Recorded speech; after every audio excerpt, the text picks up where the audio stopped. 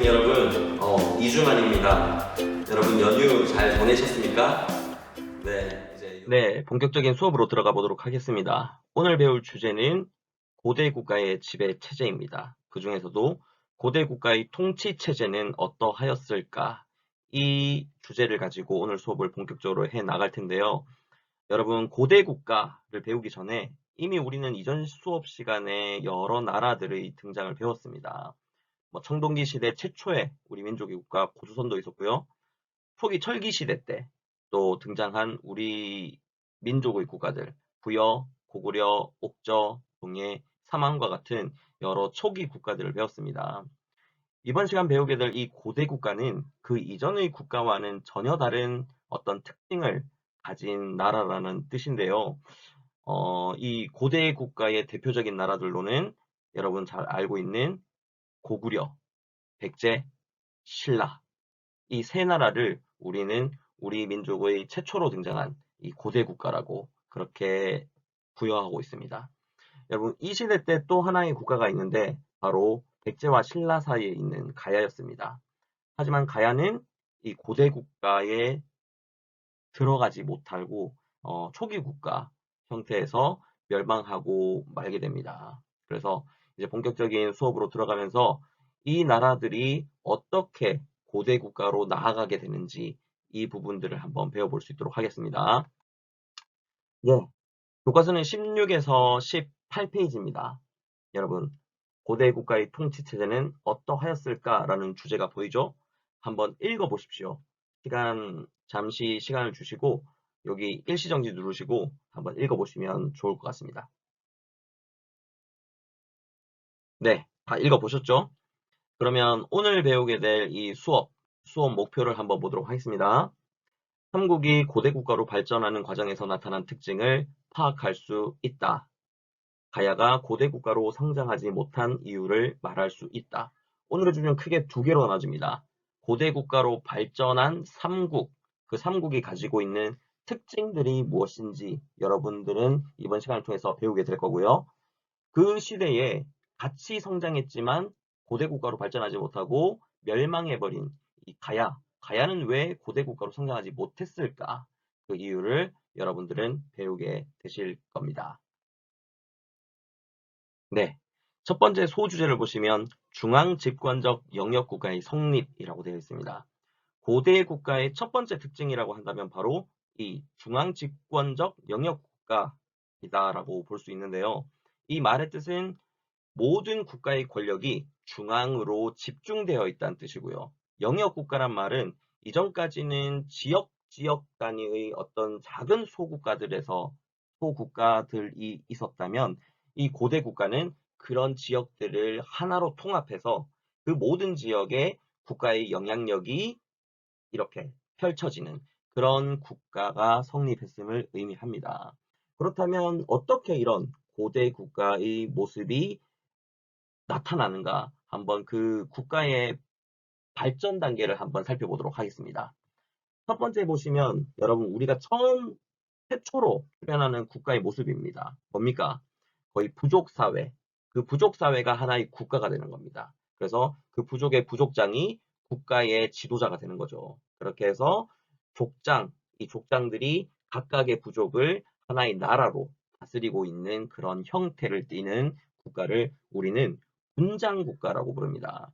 대표적인 우리 민족의 군장국가라고 한다면 옥저, 동해, 초기 사만의 작은 소국들 이런 나라들이 바로 군장국가에 속합니다.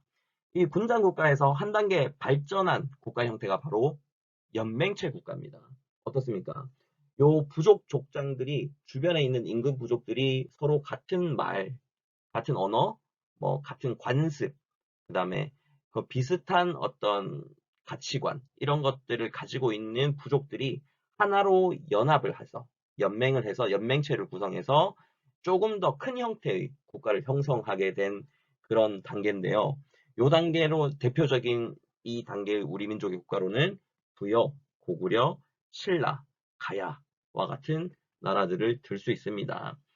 물론 이 연맹체 국가에도 왕이라고 하는 지위가 등장하기 시작하는데요. 하지만 이 당시에 이 왕은 어떤 초월적인 힘을 가지고 있는 그런 왕이 아니라 그냥 이 족장들에 의해서 선출된 대표 정도의 그런 지위를 누리신다고 보면 됩니다. 그래서 지방의 지역에 있는 이 족장들은 자신들의 부족을 여전히 자신들이 스스로 통치하는, 자치하는 형태의 그런 연맹체 국가를 형성하게 되더라. 그리고 이 왕 같은 경우는 이제 돌아가면서 어떤 부족은 뭐 5년 하고, 그 다음에 또 다른 부족이 왕으로 선출되기도 하고, 돌아가면서 왕을 선출해가는 그런 모습을 많이 보이게 되죠. 그리고 마지막으로 요 단계에서 한 단계 더 발전한 그 국가 형태가 바로 오늘 배우게 될 중앙 집권 국가입니다. 보시면 알겠지만 한 부족의 지도자가 이제 다른 모든 부족들을 완전하게 초월적으로 복속시킵니다. 그렇게 해서 그 여러 부족들을 자신의 아래의 신하로 이렇게 복속시키고 이제 그 부족의 한 가문에서만 왕이 계속해서 왕위가 독점적으로 세습되는 그런 모습을 보이게 되고 그 이전에 있던 부족장들이 가지고 있던 모든 권력들은 중앙의 왕에게 모두 다 집중되게 되는 그런 모습을 보이게 되면서 중앙으로 모든 국가의 권력이 집중되는 중앙 집권 국가가 만들어지게 되는 것입니다. 자, 그러면 오늘 배우게 될 이 초기의 삼국 모습을 한번 보시면 여러분 초기의 삼국 어떻습니까?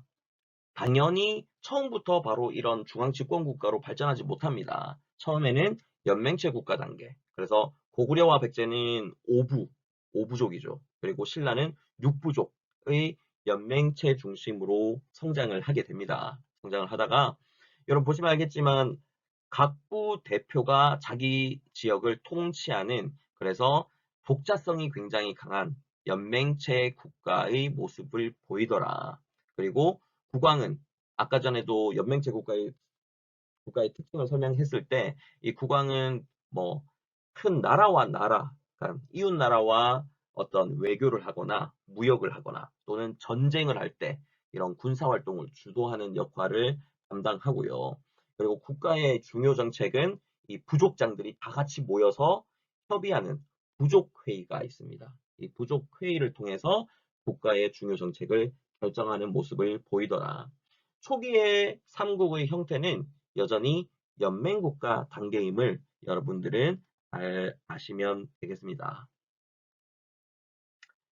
예, 그렇다면 이런 연맹체 국가였던 이 삼국이 어떻게 중앙 집권적 영역 국가로 발전해 나가는가 한번 살펴보도록 하겠습니다. 첫 번째 보겠습니다. 어떻게? 일단은 대외 팽창 과정을 통해서 이 정복 활동을 주도했던 국왕이 권력이 강화되는 모습을 보입니다. 당연히 어떤 전쟁에 나가서 승리를 하게 되고 많은 영역과 함께 많은 이웃나라 백성들을 전쟁포로 또는 노예로 끌고 오게 되면 이 전쟁을 승리하게 된 그래서 이 전쟁을 주도했던 국왕은 당연히 많은 사람들의 지지를 받게 되겠죠. 그렇게 되면서 다른 부족장들에 비해서 조금씩 그 국왕의 지위가 권력이 강화되는 그런 모습을 보이게 됩니다. 그러면서 중앙 집권적 영역 국가, 왜 넓은 영토를 차지하게 되면서 이런 영역 국가로 발전하는 모습을 보이더라. 이제 한 국가씩 살펴보도록 하겠습니다. 먼저 고구려를 보시면 태조왕 때입니다. 태조왕 1세기 말에서 2세기 초에 등장한 태조왕 때 어, 저기 동해안 쪽에 소국으로 있던 이 옥저를 고구려가 복속을 시킵니다. 그리고 이 역사 사료에는 나오지 않지만 아마도 옥저가 복속되었을 때 위쪽에 있었던 동해도 함께 복속을 했을 것이다 라고 그렇게 많은 역사학자들이 추측하고 있습니다. 이렇게 됨으로써 태조왕에 대한 어떤 지지와 인지도가 올라가게 되죠. 이렇게 되면서 이 태조왕 때 드디어 괴루부 고씨의 왕위 계승권이 확립이 되더라.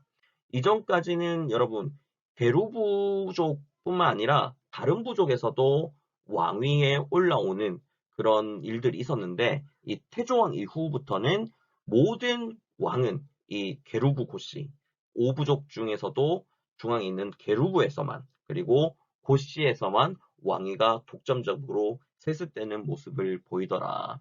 이 말 뜻은 이제 왕권이 어느 정도 강화되어 나가고 있음을 알 수 있는 내용입니다. 두 번째 보시면 어떻습니까? 백제입니다. 백제는 3세기 고위왕 때 한강 유역을 장악하더라. 여러분 여기서 말하는 이 한강 유역하면 그냥 서울 지역만 생각하시게 되는데요. 서울 지역만 의미하는 것이 아닙니다. 한강 유역이라고 한다면 서울부터 경기도, 강원도 북부 일대까지 이 지역 넓은 지역을 고위왕 때 백제가 이 유역을 장악하게 되면서 영역 국가로 나아가게 되고요. 또 고위왕 때 중앙 관제가 정비되는 모습을 보이더라. 이 관제가 정비된다는 말은 국가로서의 어떤 체제가 갖추어져 가고 있음을 의미하는 그런 내용입니다. 세 번째 보시면 신라 나오네요. 신라. 신라가 이 삼국 가운데 가장 늦게 고대 국가로 발전하게 되는데요. 내무왕 때, 4세기 후반 내무왕 때 드디어 김씨 왕위 세습권이 확립이 되더라. 이전까지만 해도 여러분 신라는 박씨, 석씨, 김씨 이 세 성씨가 왕위를 돌아가면서 왕위 세습을 했다고 합니다. 그러다가 4세기 후반 내무왕대 이후부터는 이제 박씨와 석씨는 더 이상 왕위를 계승할 수 없게 되고요. 김씨, 경주 김씨만 이제 왕위를 독점적으로 세습하는 모습을 보이더라. 그리고 이때부터 이제 왕의 칭호가 이전에는 이사금이라고 불렸는데 이후부터는 마립간이라는 왕호를 사용하면서 왕의 지위가 달라졌음을 그럼 알 수 있는 내용으로 보시면 되겠습니다. 자, 보시죠. 그림을 보시면 어떻습니까? 네, 전쟁을 주도한 왕의 어떤 왕권이 강화되게 되면서 이제 그렇게 얻어진 그 왕위를 돌아가면서 부족마다 돌아가면서 왕위를 하는 것이 아니라 이제 그 가문에서만 독점적으로 왕위를 상속하는 그런 모습을 보이게 되더라. 그림 보시면 잘 나오죠? 네, 이렇게 중앙 집권적 영역 국가로 발전하는 모습을 보이더라. 알아두시면 좋겠습니다. 네, 두 번째 고대 국가의 특징은 바로 이 통치 체제의 정비입니다. 이제 왕위의 어떤 지위가 이전과는 달라졌고요. 그리고 이 정복 전쟁을 통해서 넓은 영역을 차지하게 된 고대 국가. 당연히 이 넓어진 고대 국가와 이제 부족장들이 귀족으로 왕위 밑으로 복속되기 시작하면서 이제 이에 걸맞는 통치 체제가 필요하게 됩니다. 그래서 이런 통치 체제를 새롭게 고대 국가에 맞게 이제 정비할 필요성이 생기게 됐죠. 그래서 어떻게 통치 체제의 정비가 이루어지는가? 일단은 가장 큰 중에 하나 뭡니까? 부족의 성격이 변화가 됩니다. 어떻습니까? 이전까지만 해도 부족적 성격이 굉장히 강했었습니다. 연맹체 국가는 부족장들의 힘이 강했고 여전히 그 부족장이 부족을 이끌게 되면서 부족적 성격이 강했었던 그런 연맹체 국가에서 고대 국가로 발전하게 되면서 이런 부족적 성격을 약화시켜야 더 강력한 국가, 중앙집권적 고대 국가를 만들 수 있었기 때문에 부족적 성격에서 행정적 성격으로 이 부들의 성격이 변화되는 모습을 보이더라. 당연히 부족적 성격이 약화가 되면서 왕권이 강화가 되겠죠. 그러면서 부의 독자성은 더욱더 약화가 되고요. 행정적 성격으로 전환되는 모습을 보이게 됩니다. 그러면서 점점 우리는 무슨 부족의 누구다. 이게 아니라 우리는 고구려의 누구다. 라는 것으로 중앙 집권적 국가의 특성을 위해 부족의 성격을 약화시키는 그런 모습을 보이더라. 두 번째, 당연히 국왕 중심의 일원적 통치 체제를 확립해야 되겠죠. 보시면 알겠지만 이전까지만 해도 부족장들이 이제 그 부족의 지역을 다스렸다가 이제 고대 국가로 발전하게 되면서 이제 이 부족장들이 가지고 있던 통치 체제와 그 지역을 다스리던 여러 가지들을 이제는 국왕 중심으로 일원적 통치 체제로 만들 필요가 있게 됩니다. 그래서 어떻게 됩니까? 각 부가 가지고 있던, 부족이 가지고 있던 통치 조직을 이제는 국왕 아래로 통합하고 정리하는 모습을 보이게 되겠죠. 그렇게 되면서 여러분 중앙 관제가 정비되는 모습을 보입니다.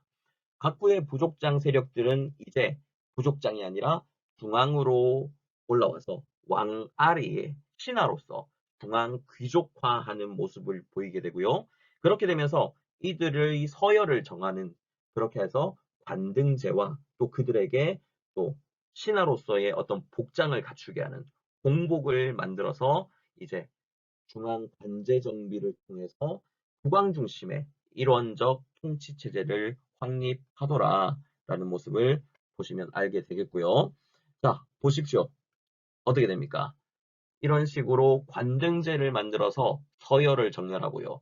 그 서열에 맞게 관리의 복색, 공복의 색깔을 정해서 높은 계급은 보라색, 그 밑에 계급은 빨간색, 그 밑에는 남색, 마지막 제일 하위 계급은 노란색, 이런 식으로 공복을 제정해 주면서 통치 체제를 정비하는 모습을 보이더라. 알아두시면 되겠습니다. 네, 계속해서 또 어떻습니까? 통치 체제 중에 세 번째는 귀족회의 발달입니다. 여러분, 이 귀족회의는 이전 연맹체 국가 때 있었던 부족회의의 후신이라고 보시면 됩니다.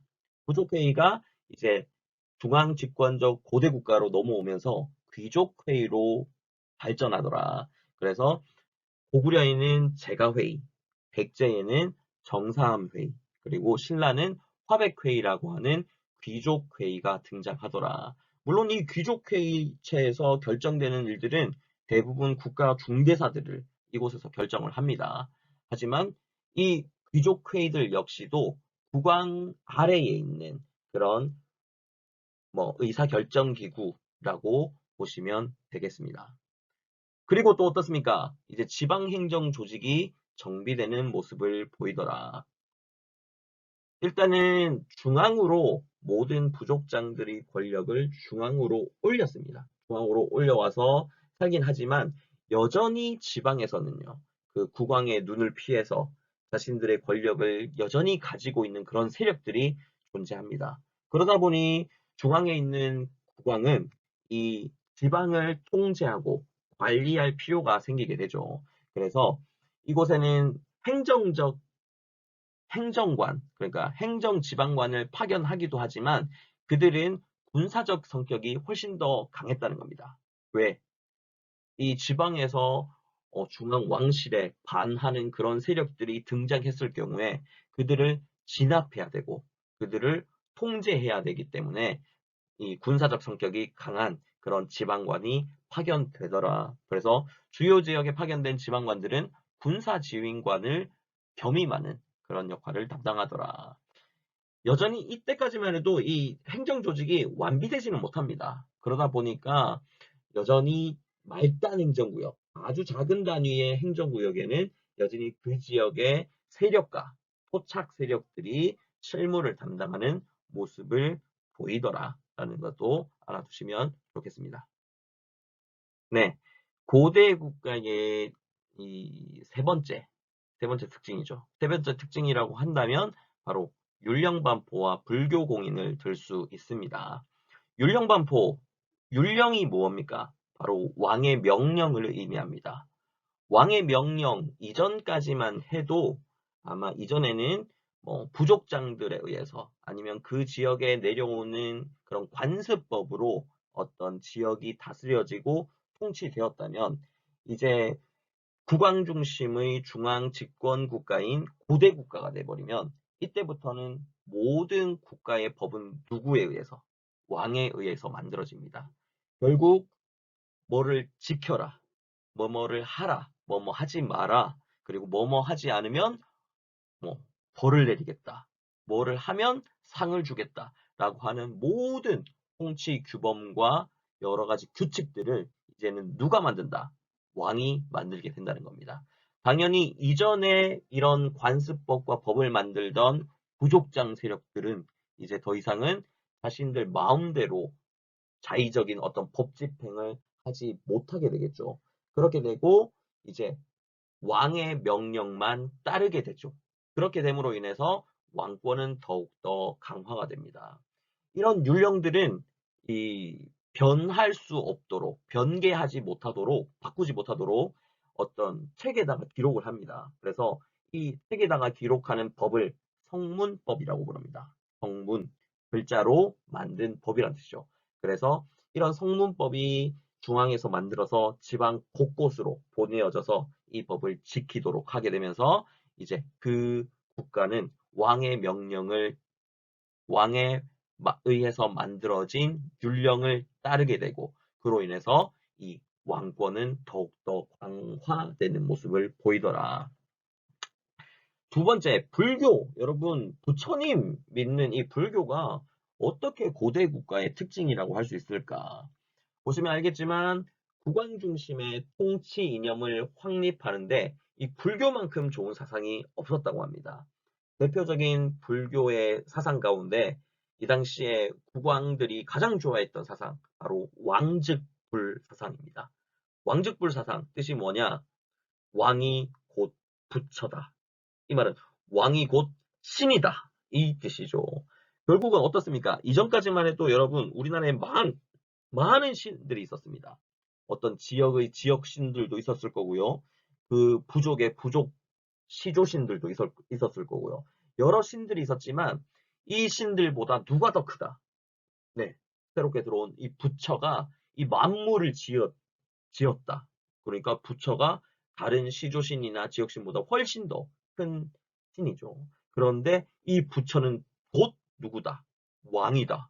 이렇게 되니까 결국 왕을 신으로 모시는 이념, 종교가 바로 왕즉불 사상입니다. 왜 왕즉불 사상이 등장했는지는 여러분 나중에 또 시간이 되면 설명하도록 해드리겠습니다. 결국은 이런 왕즉불 사상이 사회통합의 효과도 가지고 옵니다. 지역마다 지역신을 모시다가 또 뭐 여러 소국들마다 이 부족마다 부족의 시조신을 모시다가 이제는 이런 작은 분열되어 있던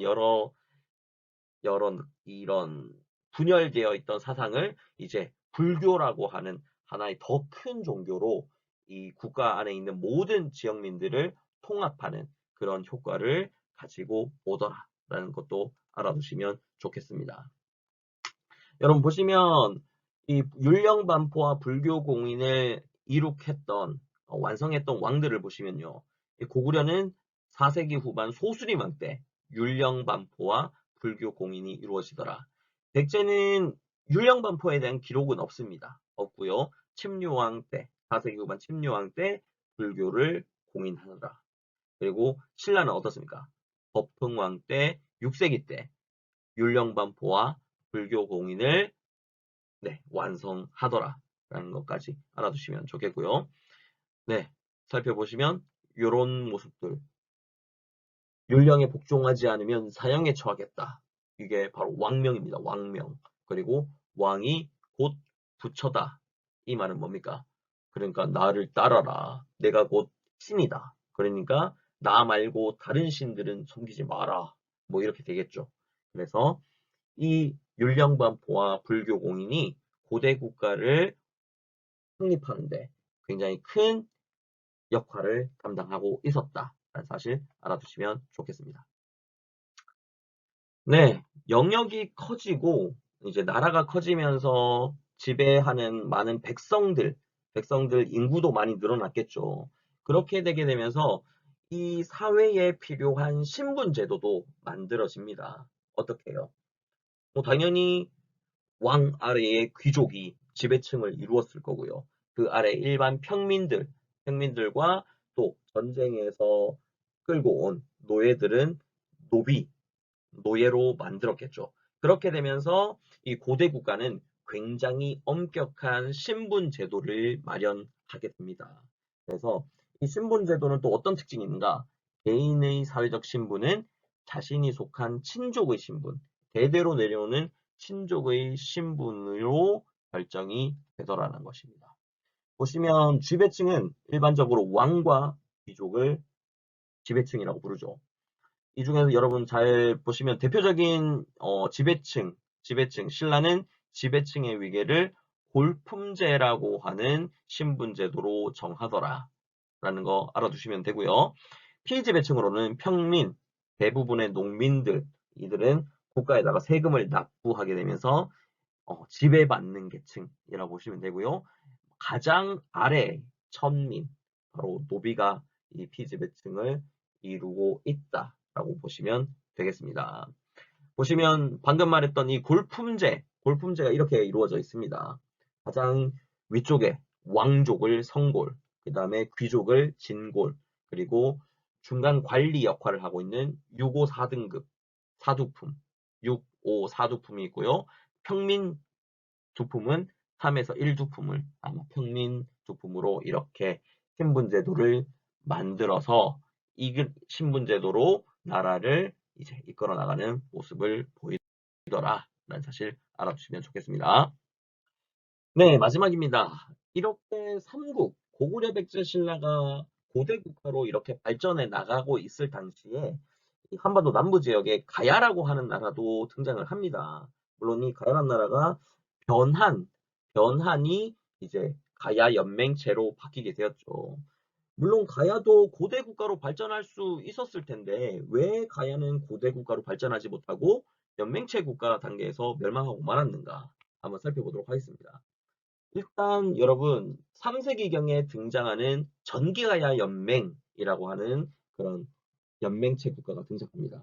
전기가야 연맹체는 누구? 변한의 소국들 가운데 김해를 중심으로 탄생한 금관가야, 이 금관가야를 중심으로 이 변한의 소국들이 연맹체 국가를 형성하더라. 변한도 그랬지만 이 금관가야를 중심으로 한 전기가야 연맹체는요. 벼농사와 철기 문화가 굉장히 많이 발달했다. 그리고 지정학적으로 이 북쪽에 있는 낭낭이라고 하는 한사군 가운데 하나였던 낭낭과 또 일본, 섬나라였던 일본을 연결하는 중개무역으로 굉장히 번성했다고 보고 있습니다. 하지만 이런 전기가야 연맹체가 쇠퇴하게 되는 한 사건이 있었는데요. 바로 4세기 후반에 이 전기가야 연맹체와 일본 외가 신라를 쳐들어갑니다. 신라를 쳐들어갔는데 이때 신라가 고구려에 지원을 요청했고 이때 신라의 지원을 하러 고구려의 광개토 대왕이 보병, 기병 합쳐서 5만 명을 이제 신라의 지원군으로 보내게 되죠. 이때 신라뿐만 아니라 아래에 있던 가야까지, 김해까지 내려와서 김해 금관가야를 거의 초토화시켜 버립니다. 이렇게 됨으로써 결국 이 전기가야 연맹체가 4세기 후반 고구려의 공격으로 쇠퇴하게 되어 버렸죠. 그리고 나서 여러분 보시면 옆에 뭐가 나옵니까? 네, 이 당시 전기가야 연맹체가 내세우고 있는 그런 자신들의 특산품, 철기 문화를 통해서 여러분 가야가 그래도 굉장히 발전한 나라였음을 알 수 있습니다. 옆에 있는 덩이쇠, 요거는 철제류를 만들기 위한 어떤 재료라고 보시면 되고요. 철 재료라고 보시면 되고 이 재료로 만든 철제 갑옷, 네, 이 당시 기술로는 굉장히 고급 기술을 보유하고 있는 나라가 바로 전기가야 연맹체였다. 사실 알아두시면 좋겠습니다. 두 번째, 이 전기가야 연맹체가 쇠퇴하고 이제 후기가야 연맹이 5세기 후반부터 발전을 합니다. 보시면 당시에 고구려로부터 거의 피해를 받지 않았던 내륙 지방에 있던 대가야, 고령의 대가야를 중심으로 다시 가야 소국들이 연맹체를 구성했는데 이 연맹체를 우리는 후기가야 연맹체라고 부르고요. 하지만 이 후기가야 연맹체는 이미 고대 국가로 성장한 백제와 신라의 압박 속에 결국 고대 국가로 발전하지 못하고 점점점 압박을 받다가 6세기에 신라에 의해서 흡수 멸망당해 버리고 말았습니다. 네. 네, 지금까지 고대 국가, 중앙집권 국가의 특징과 이 삼국이 중앙집권 국가의 특징들을 마련해가는 그런 과정들을 한번 배워봤습니다. 그리고 고대 국가의 틈바구니에서 연맹체 국가로 형성되어서 고대 국가로 발전하지 못하고 멸망해버린 가야의 특징과 여러가지 변천 과정을 배워봤습니다. 오늘 하루도 수업 들으시느라 수고하셨습니다. 다음 시간에 뵙겠습니다. 감사합니다.